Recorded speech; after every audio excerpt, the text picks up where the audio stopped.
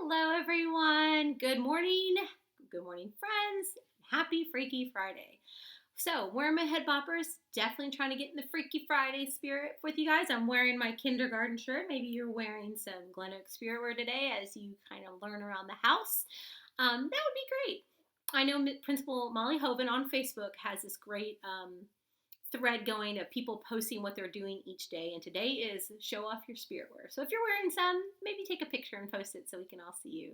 That'd be fun. So for today's book, I am reading one of my absolute favorites. I know that I believe you guys read it in art, if not with me. It's a classic. It's an oldie, but it's a goodie. Moms and dads, you know it. It's Where the Wild Things Are.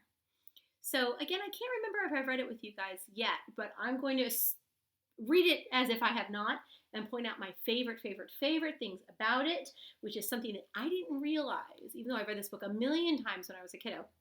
I didn't realize until I had gotten older about the illustrations, because we know that an illustrator draws the picture and an author makes the story, does the words for the book, right? Well, Maurice Sendak is the author and the illustrator for this book, and he did something really cool with the pictures.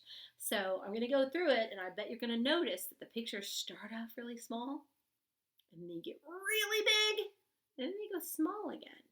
So kind of think about that, and then afterwards we're going to talk about why that happened, okay? So, Where the Wild Things Are by Maurice Sendak. No pictures on this part. Where the Wild Things Are.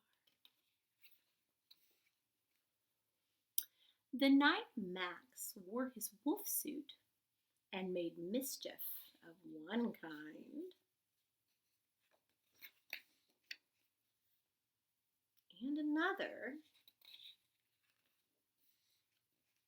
his mother called him Wild Thing, and Max said, "I'll eat you up."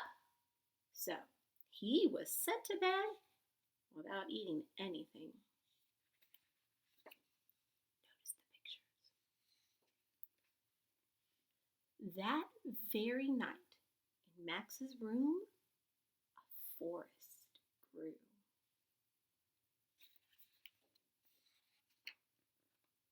And grew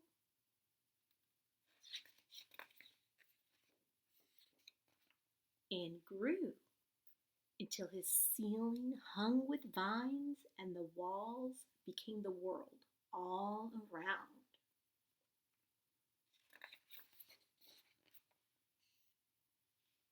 And an ocean tumbled by with a private boat for Max, and he sailed off through night and day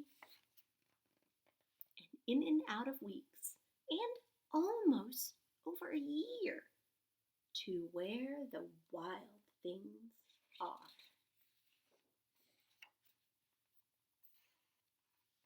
And when he came to the place where the wild things are, they roared their terrible roars, gnashed their terrible teeth, and rolled their terrible eyes, and showed their terrible claws.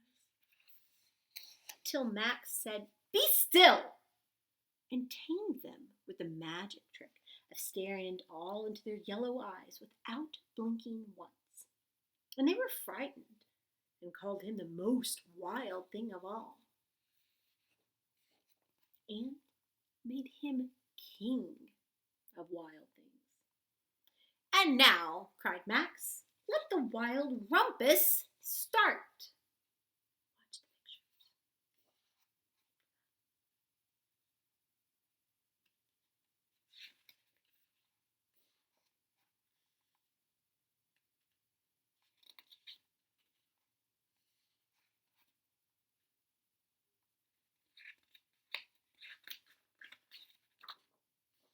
"Now stop," Max said, and sent the wild things off to bed without their supper.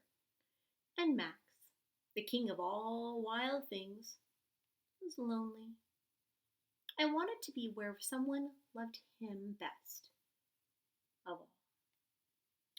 Then, all around, from far away across the world, he smelled good things to eat.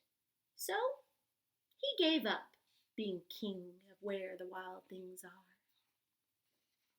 But the wild things cried, "Oh, please don't go. We'll eat you up. We love you so." And Max said, "No." The wild things roar their terrible roars and gnash their terrible teeth and roll their terrible eyes and show their terrible claws. But Max stepped into his private boat and waved goodbye and sailed back over a year and in and out of weeks and through a day and into the night of his very own room, where he found his supper waiting for him. And it was still hot.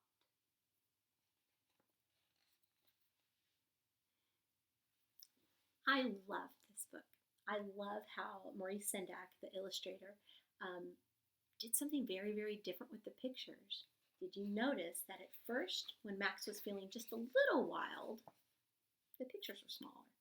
But then as things got more and more and more wild, the pictures grew and grew and grew until finally there was no words at all. It's like there's no room for words. There's just that wild feeling inside. Then, when that went away, the words came back, and the wildness got smaller, and he became calmer. And finally,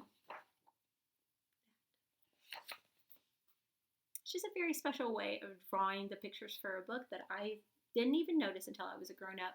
And then once I realized that, it became one of my absolute favorite books.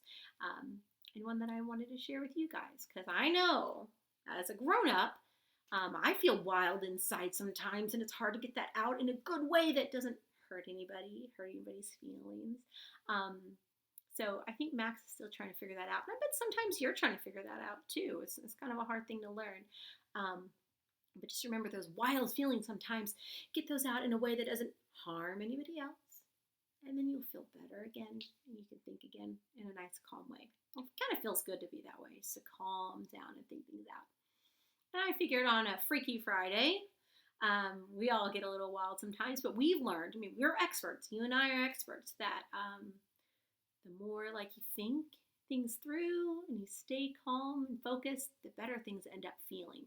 So it might have felt good for a little while to be wild, but you and I know that it feels good also to be calm and follow directions too. So that's when I feel best, is when it's calm. So I'm not there with you guys on this Happy Freaky Friday to give you your Friday hug. So we're just going to have to kind of pretend. So let's grab your shoulders, give me a big Freaky Friday hug. Oh, I miss you guys so much. I'm really excited because I'm learning how to do all these great teaching things so I can teach you from the computer pretty soon.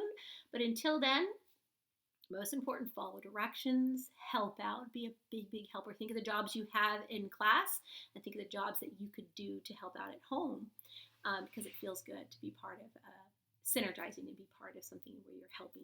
So think about that. Help out moms and dads. Read, learn, have fun, cook, whatever moms and dads need you to do to help you grow as a person, okay? I miss you. I love you. I'll see you soon.